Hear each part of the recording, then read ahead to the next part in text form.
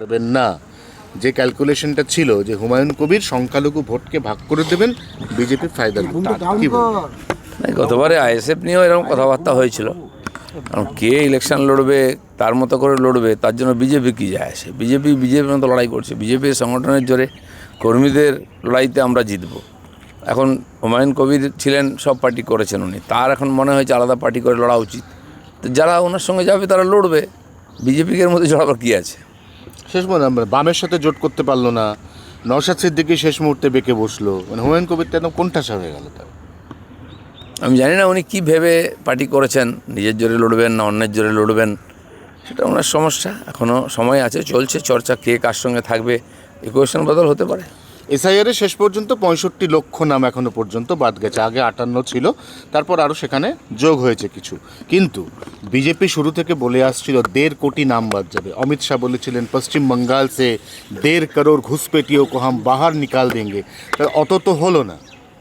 না, ঘুসপেটিয়ার সঙ্গে নাম বাদ যাওয়ার খুব একটা ব্যাপার নেই তো। ঘুসপেটিয়া তো 2 কোটি আছে এখানে, এবং এখান 1.5 কোটি ভারতবর্ষে অন্য রাজ্যে আর 50 লাখ আছে। তারা সব ভোটার আছে এরকম নয় তো, ভোটার হওয়ার চেষ্টা করেছে, কিছু লোক হয়েছে। নাহলে এক একজনের 100 ছেলে, 200 ছেলে, 250 ছেলে কী করে হলো? এতে বিশ্বে কোথাও দেখা যায়নি।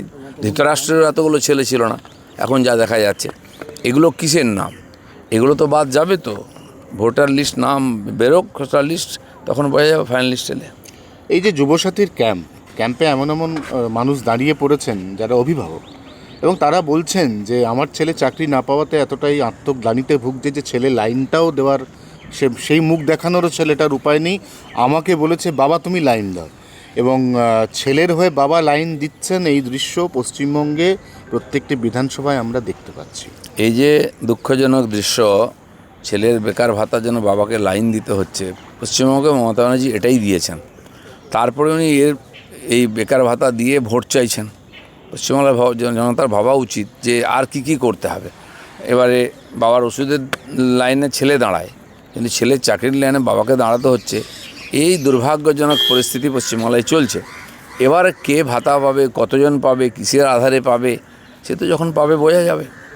এটা তো তৃণমূলের তো যুব সমাজের, মানে আপনারা তো যার পাল্টা করতে বাধ্য হলেন যুব আড্ডা, কারণ এটা তো নিঃসন্দেহে মমতা বন্দ্যোপাধ্যায় যুব সমাজকে অনেকটা কাছে টেনে নিয়েছে। যুব আড্ডা আর ভাতা দুটো আলাদা জিনিস। ভাতা হচ্ছে লোভ দেখিয়ে লোককে নিয়ে আসে। আমরা যুবদের ডাকছি তাদের সমস্যা শোনার জন্য, তারা কি চায়, কেমন পশ্চিমবঙ্গ চায়, তাদের স্বপ্ন কী আছে এটা জানার জন্য। সেটাকে সফল করার চেষ্টা করবে বিজেপি ক্ষমতা এলে। আর যুবদেরই দায়িত্ব আছে, তারা তাদের মতো যদি বাংলা চায় তাহলে বাংলায় পরিবর্তন করুক। এখনো পর্যন্ত মাত্র দুদিনে যুবসাথীতে আবেদন 15,36,450 জন। ভোটের ফয়দা তুলতে মমতার এই প্রকল্প রাজ্যের শিক্ষিত বেকারদের পরিসংখ্যানকেই তুলে ধরছে না। 15 লক্ষ তো কিছুই না। 1000 চাকরির জন্য 15 লক্ষ লোক পরীক্ষা দেয়, সে তো ক্যাটাগরিক্যালি থাকে। এখানে তো কয়েক গুণ হবে এই সংখ্যাটা, এখন তো আসল সংখ্যা কোটি পার হয়ে যাবে। তো হয়তো উনি জানতে চাইছেন কত বেকারকে উনি রাখতে পেরেছেন পশ্চিমবাংলায়, তার লিস্ট তৈরি হবে। রাজ্য জমি না দেওয়ার জন্য 170টি বেশি রেলওয়ে ওভারব্রিজের কাজ আটকে রয়েছে। দ্রুত জমি দেওয়ার জন্য রাজ্যকে ফের চিঠি দিয়েছে রেল। তাহলে কেন্দ্রীয় বঞ্চনা নিয়ে তো অনেকবার শাসক। কেন্দ্রের কোনো চিঠির জবাব রাজ্য সরকার দেয় না বা কোনো সহযোগিতা করে না। তার প্রমাণ হচ্ছে আমাদের মেট্রো, চিংড়িঘাটা মেট্রোর সংযোগ হচ্ছে না বলে এত খরচা করে পড়ে আছে। আর নিউ টাউনের ভিড়টাও কাটছে না। নিউ টাউনে যে জাম হচ্ছে আজকে, যদি মেট্রো চালু হয়ে যেত সেটা হতো, লোকেরও সুবিধা হতো, খরচাও কম হতো। আমরা দেখলাম হাওড়া শিয়ালদা মেট্রো হতে মানুষের কত সুবিধা হয়েছে। কিন্তু মমতা ব্যানার্জি সেটা আটকাবার জন্য সুপ্রিম কোর্টে চলে যাচ্ছেন, সেটা জুড়তে অনুমতি দেবেন না। তো তার কাছ থেকে কী আশা করা যায়? রেলের সমস্ত প্রজেক্টকে আটকে রেখেছেন উনি, এমনকি উনি যেগুলো ভিত্তিপ্রস্তর স্থাপন করেছিলেন সেগুলোও শুরু করতে দিচ্ছেন না। এই মেট্রোটা যদি কানেক্টেড হয়ে যায়, অনেকে বলছে যে এটা বিজেপির ফায়দা, ওই জন্য উনি ভোট পর্যন্ত ওই চিংড়িঘাটার কানেকশনটা হতে দিচ্ছেন না বলে অনেকে বলছে। না, পশ্চিমবাংলার মানুষের যদি একটা সাধারণ বুদ্ধি থাকে যে এই ধরনের একটা সরকার, একজন মুখ্যমন্ত্রী যে তাদের জীবনকে সাবলীল করতে পারছেই না, যদি কেউ করে তাকে সহায়তাও করছে না, তো তাদের ভোটা উচিত। রেলকে আটকে রেখে ভোট নেবেন, এটাই ওনার মানে পলিটিক্স।